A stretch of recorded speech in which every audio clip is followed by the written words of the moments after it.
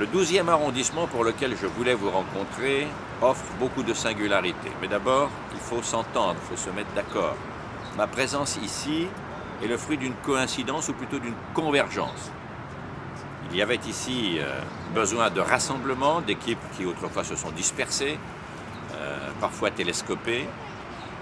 Et ces équipes, aujourd'hui, mon rôle a été de commencer et naturellement de poursuivre le rassemblement de ces bonnes volontés. Bien sûr, je suis soutenu par l'UMP, qui m'a apporté spontanément son soutien, mais aussi par des personnes du centre, hommes et femmes, et même du centre-gauche et de gauche, comme vous le verrez en consultant dans quelques temps la totalité des listes. Pourquoi? Parce que je pense que s'agissant de l'intérêt général, du bien général, je ne vois rien qui excuse ou qui autorise les luttes de clans. Cet arrondissement a besoin d'union, de rassemblement de bonne volonté. Objectivement, je choisirai les meilleurs de cet arrondissement pour conduire son nouveau développement, son rebond, son expansion, dont je vous dirai un mot tout à l'heure. La deuxième chose que je voudrais vous dire, c'est que je suis un homme de projet. Toute ma vie, j'ai conduit des entreprises, j'ai essayé de faire aboutir des réformes, j'ai essayé de trouver les gens qui inventaient de nouvelles solutions.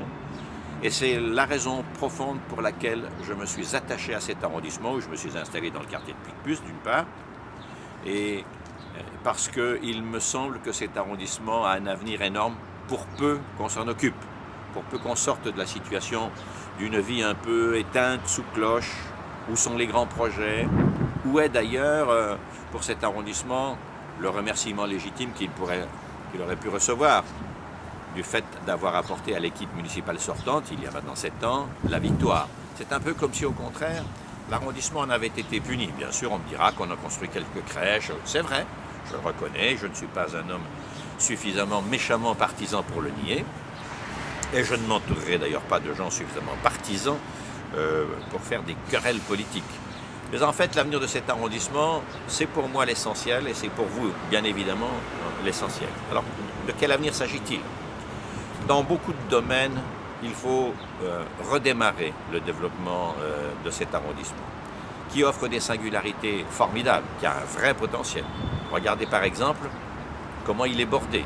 Au sud de l'arrondissement, il est bordé d'une voie fluviale, où les piétons, les promeneurs n'ont pas accès. Il y a des villes pourtant à travers le monde qui savent domestiquer une partie de leur bord de fleuve pour les promeneurs, pour les gens qui veulent avoir un peu une ambiance aquatique, le dimanche ou je ne sais pas quoi. Bordeaux en France, par exemple, a très bien réussi cette affaire, ou bien une ville comme San Francisco avec son Girardelli Center. Si vous regardez à l'est, dites-vous une chose, c'est vraiment la porte d'entrée de tous les Européens dans Paris. C'est pourquoi il faut en tirer les conséquences. Par exemple, un office du tourisme moderne avec les technologies modernes de renseignement, de communication, d'acheminement, etc. pour que les gens viennent dans le 12e, dorment à l'hôtel, aillent dans les restaurants, profitent un peu de la vie locale, avant le lendemain que de décider d'aller voir qui la Tour Eiffel, qui le Louvre, qui les petites femmes de Paris, qui je ne sais pas quoi, Montmartre, bref, vivre. C'est la porte d'entrée de l'Europe dans Paris. Dans les projets, n'oublions pas plusieurs choses qui ne vont pas. D'abord, la vie des familles. La vie des familles est restée en panne. Et notamment, ce qui me frappe beaucoup, c'est le mépris des classes moyennes et des classes modestes. Bien sûr, les gens assistés ont encore droit de citer, un peu, dans le 12e. Bien sûr, les gens aisés, et qui ont gagné leur vie et qui n'ont pas volé leur argent à qui que ce soit, ont droit de citer, mais n'ont pas d'activité à la mesure de leurs espoirs. Mais la question la plus grave pour moi, c'est celle des classes moyennes dans ce pays, et notamment des jeunes gens, ceux qui s'installent ensemble, qui font un enfant ou 2 enfants, donc qui travaillent, mais qui n'ont pas des revenus importants. Ceux-là, un peu comme une main invisible qui presse sur la cerise, sont éjectés comme des noyaux vers la périphérie parce que ça n'est pas accessible, c'est trop cher. Et deuxièmement, pour les enfants, c'est vraiment extrêmement pénible parce que ça manque drastiquement d'équipement. Soyons sérieux, c'est quand même le premier rôle de la ville que d'aider les familles à vivre. Après, le reste, c'est de surcroît. Je voudrais dire aussi qu'une autre chose me frappe. L'activité économique, et notamment commerçante, et puis aussi, je dirais, industrielle, ont été délaissés et en friche. Les commerçants, prenez simplement l'avenue Daumesnil.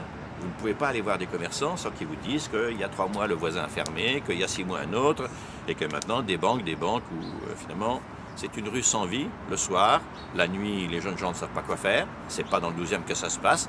Ils y dorment, mais ils vont s'amuser ailleurs.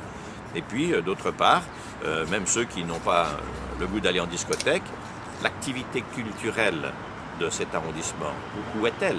Alors qu'il y a des emplacements splendides et que ça mériterait d'ailleurs pour une ou deux matières artistiques de bien meilleurs équipements. Et j'ai en projet en effet de faire revivre le lustre artistique de Paris dans notre 12e arrondissement. Ça, c'est vraiment très important. Nous devons faire du 12e arrondissement l'avenir de Paris. C'est l'arrondissement capital pour la capitale. Si le 12e reste un peu, je dirais, sans oxygène, sous cloche, d'une certaine manière, certes tranquille, mais un peu asthmatique, un peu sans souffle, alors vous ne trouverez pas de quoi perpétuer la vie paisible et la vie intéressante que certains d'entre vous ont trouvé dans cet arrondissement. Il faut marier générations, il faut marier les ethnies, il faut permettre aux gens de se sentir chez eux, mais pas dans un dortoir, dans une vraie ville qui vit. Et puis l'avenir de Paris, dans les années qui vont venir, c'est ici que ça va se dessiner. Notamment, nous avons un projet de faire quelque chose de très important, de concourir à de grandes démonstrations internationales, genre exposition universelle, pour amener de l'activité et pour amener un champ de curiosité qui vous remplira l'esprit et le cœur de bonheur et de fierté d'être chez vous, de ce qui se passe chez vous. Si je ne vous ai pas définitivement assommé, eh bien on se retrouvera bientôt. Merci.